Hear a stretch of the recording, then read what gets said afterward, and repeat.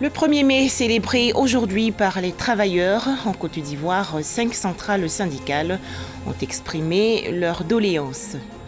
Comment est donc née la fête du travail? Elle tire ses origines des manifestations de salariés américains le 1er mai 1886.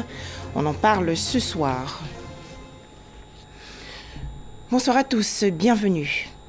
Cherté de la vie, licenciement abusif de certains travailleurs, régions privées d'eau depuis plus d'un mois, autant de sujets abordés aujourd'hui par les centrales syndicales lors de la cérémonie officielle de la fête du travail 2018 au palais présidentiel. Les différentes confédérations syndicales ont remis leur cahier de revendications au président de la République. Alassane Ouattara a rassuré les travailleurs de Côte d'Ivoire. Le gouvernement s'emploie à leur garantir des meilleures conditions de vie. Le 1er mai, fête du travail dans le monde entier, mais pour beaucoup de personnes, notamment les jeunes, cette célébration est devenue synonyme de chômage et de difficultés. Ils sont au micro de Noussangari. Ces jeunes étudiants sortis des universités et grandes écoles qui ont du mal à s'insérer dans le tissu socio-économique. Les jeunes non diplômés n'échappent pas non plus à la problématique de l'employabilité. Et ce 1er mai, jour de la célébration de la fête du travail, les demandeurs d'emploi s'inquiètent de leur sort. Lorsque on rédige nos CV, on nous dit de déposer ça dans des structures pour nous recruter. Lorsque nous allons les déposer, on nous demande des expériences professionnelles peut-être de 5 ans. Alors que nous venons juste de finir notre cursus universitaire. Donc vraiment, c'est difficile pour nous de s'insérer. Il y a des jeunes aujourd'hui qui ont des idées, qui veulent mettre en place des projets, mais ils n'ont pas de financement. Donc quand ils vont à l'endroit de ceux qui peuvent les aider, eux, ils détournent ces projets. Donc c'est ce qui fait aussi que les jeunes préfèrent garder ça. Quand tu n'as pas de relation, il faut avoir les diplômes. Ça ne peut pas marcher. Chez nous, les conducteurs, ça peut être les taxis communaux. Si tu n'as pas de connaissances, on ne donne pas à qui que ce soit, n'importe qui aujourd'hui. Il faut avoir la connaissance. Par rapport à les connaissances, des amis peuvent te donner des coups de main. Passer l'étape difficile de l'embauche, enfin le travail. Mais là encore, les conditions de travail font grincer les dents. Quand on finit la formation, les directeurs des grandes écoles, ils nous disent comme ça que après votre formation, on va vous trouver des stages, même parfois même des emplois. Mais c'est du faux. Pour trouver le stage, même souvent, il faut payer de l'argent. C'est le problème du salaire qui pose problème. Sinon, quelqu'un qui sort de l'université, qui arrive dans une entreprise où on lui donne un salaire de 90 000, 100 000 francs, ça ne va même pas l'arranger. Quand tu es père de famille, il faut que tu arrives à nourrir cette famille, à l'escolariser pour qu'ils aient un lendemain meilleur. Mais on n'arrive pas à le faire par rapport au salaire qu'on gagne. 1er mai, la tradition est respectée pour ceux qui ont un travail et qui sont syndiqués. À la centrale syndicale Humanisme, on marque un arrêt pour faire le bilan des actions menées pour l'amélioration des conditions des travailleurs et dégager les perspectives. Beaucoup a été fait par rapport au déblocage des salaires, par rapport à bien d'autres situations qui étaient déplorables, qui ont été gérées avec beaucoup de bon sens. Mais nous, travailleurs, étant donné que nous sommes à la trêve sociale, nous en attendons encore du président de la République. L'homme qui consacre des années entières de travail donc à faire avancer sa société mérite à un moment donné qu'on s'y arrête pour le célébrer. Pour ce qui nous concerne dans le secteur donc pétrolier, nous sommes satisfaits en partie par rapport donc aux principales doléances qui ont été soumises à nos responsables. Mais bien évidemment, il reste encore à faire, notamment au niveau du classement catégoriel. Dans certaines entreprises, nous sollicitons donc l'alignement de nos salaires à l'ensemble donc des structures pétrolières étatiques, que des mesures de sécurité plus accrues soient prises donc dans les secteurs qui sont les nôtres, puisque classés à haut risque. La fête du travail est célébrée chaque 1er mai et elle est destinée à tous les travailleurs. Et toujours, en pareille occasion, ceux qui n'ont pas de travail espèrent en trouver un. Comment la jeunesse ivoirienne a célébré la fête du travail 2018? On fait le point avec Doigt de Laser. Cocody, Cité Rouge, mardi 1er mai 2018. Toutes les rues sont vides, même ce carrefour commercial est peu animé. Selon les chauffeurs de taxis communaux, le trafic est en baisse. On dit aujourd'hui est férié. Bon, on ne peut pas s'asseoir que parce qu'aujourd'hui est férié. Donc on sort, c'est comme un grand rentrée à ça. Il n'y a pas assez de clients, mais on fait avec quand même.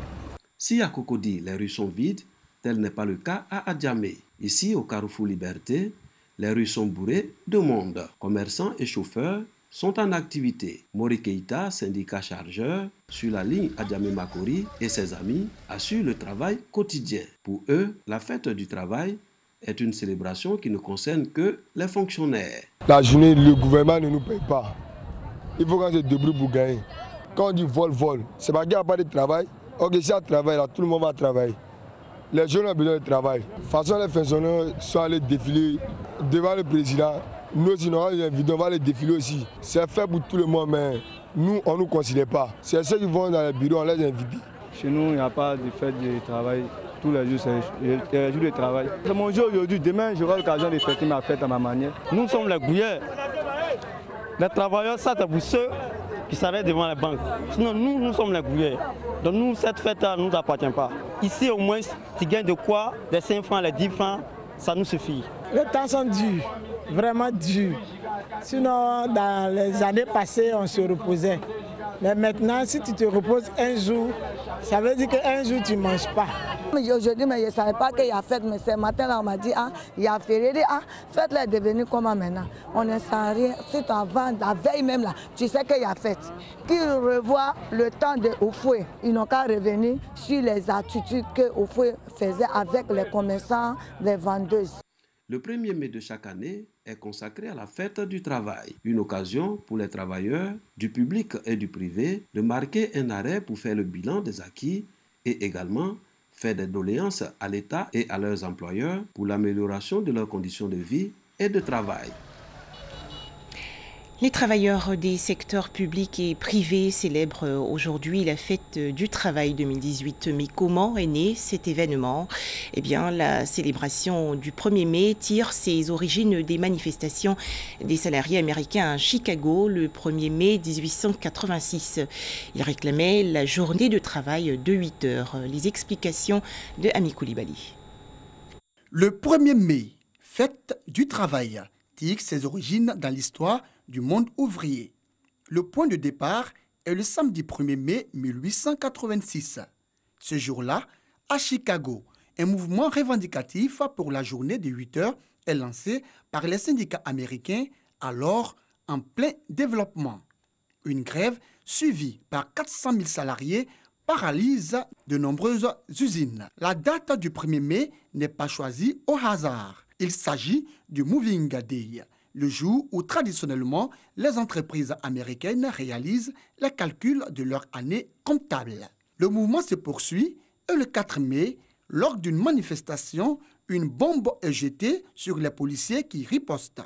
Bilan, une dizaine de morts, dont 7 policiers. S'en suivra la condamnation à mort de 5 anarchistes. 3 ans plus tard, le congrès de la Deuxième Internationale socialiste, réuni à Paris pour le centenaire de la Révolution française, décide de faire du 1er mai une journée internationale des travailleurs avec pour objectif d'imposer la journée de 8 heures. Cette date fut choisie en mémoire du mouvement du 1er mai 1886 de Chicago. Dès 1890, les manifestants arborent un triangle rouge symbolisant leur triple revendication. 8 heures de travail, 8 heures de sommeil, 8 heures de loisirs. Cette marque est progressivement remplacée par une fleur d'églantine en 1891 lorsqu'une manifestation a fourni dans le nord de la France dégénère les forces de l'ordre tirant sur la foule. Ce jour-là, une jeune femme portant une églantine est tuée. Cette fleur devient le symbole du 1er mai. Le muguet ne reviendra que plus tard. Tandis qu'aux États-Unis, la revendication d'une journée de 8 heures au sein du monde du travail a été étendue rapidement suite au mouvement de grève du 1er mai 1896. En France, il a fallu attendre près de 30 ans pour que les ouvriers français soient entendus. Le 23 avril 1919, le Sénat ratifie la loi instaurant la journée de 8 heures. Exceptionnellement, pour célébrer cette avancée, la Haute Assemblée déclare le 1er mai 1919 journée chômée. Dans les années qui suivent, le 1er mai s'impose peu à peu comme un rendez-vous ouvrier, un jour de cortège. Les manifestations du 1er mai 1936 marquent durablement l'imaginaire français. La journée se déroule entre les deux tours des élections législatives. Le 3 mai 1936, la coalition de gauche, SFIO, PCF, radicaux et divers gauches remporte le scrutin. C'est le début de la période de pouvoir du Front populaire. Présidé par le socialiste Léon Blum, ce gouvernement ne tarde pas à adopter des mesures historiques pour les travailleurs, la semaine des 40 heures, les 2 premières semaines de congés payés ou la reconnaissance du droit syndical. C'est le régime de Vichy qui rend officiellement férié le 1er mai. Avec cette mesure, le maréchal Pétain et son ministre du Travail, René Belin, un ancien membre de l'aile socialiste de la CGT, converti à la Révolution nationale, tente d'obtenir le soutien des ouvriers. Le jour institué le 24 avril 1941 est nommé Fête du travail et de la concorde sociale. Une appellation qui souligne la volonté de Vichy d'unir patrons et ouvriers selon un esprit corporatiste et de mettre fin à la lutte des classes. C'est le régime de Vichy et seulement lui qui, dans l'histoire de France, désignera officiellement le 1er mai comme fête du travail. Le terme n'est pas repris ensuite par le gouvernement de la Libération. En avril 1947, le gouvernement issu de la Libération confirme que le 1er mai demeurera un jour férié et payé. Voilà, fin de l'actualité concernant la fête du travail 2018. Un tout autre sujet à présent. Certains métiers tendent malheureusement à disparaître ou ont déjà disparu en raison des changements économiques et sociétaux. C'est le cas du travail de projectionniste de cinéma. Alors qu'en pensent les quelques rares projectionnistes de cinéma? Nous les écoutons. Un peu le goût du risque, hein. Je veux dire, le sentiment que quelque chose de l'ordre d'une panne technique peut arriver qui nous demanderait certaines compétences pour intervenir. Donc ça peut être voilà, une des gratifications du moment, c'est de gérer ce genre de choses et dans le meilleur des cas, si on répare, enfin ce qui arrive hein, quand même la plupart du temps, eh bien c'est assez agréable de se dire qu'on a sauvé entre guillemets la séance. Voilà. 1er mai sanglant en Centrafrique, des coups de feu ont été tirés et des grenades lancées dans une église à Bangui en plein office religieux. Au moins 9 morts, dont un prêtre, et plusieurs dizaines de blessés. Pas de répit pour Lula da Silva. Le parquet brésilien a mis en examen pour corruption et blanchiment d'argent l'ancien président dans une nouvelle affaire impliquant des pots de vin. Lula da Silva, qui purge déjà une peine de 12 ans de prison, est inculpé dans 6 autres affaires.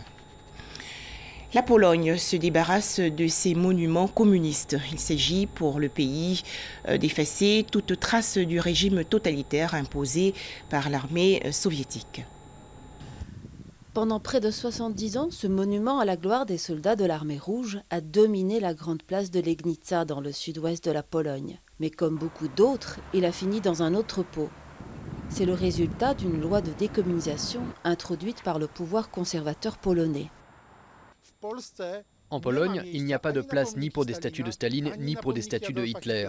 Peut-être que dans d'autres pays, sur d'autres continents, ils peuvent être glorifiés car ces pays n'ont pas eu l'expérience de génocide, ni stalinien, ni nazi.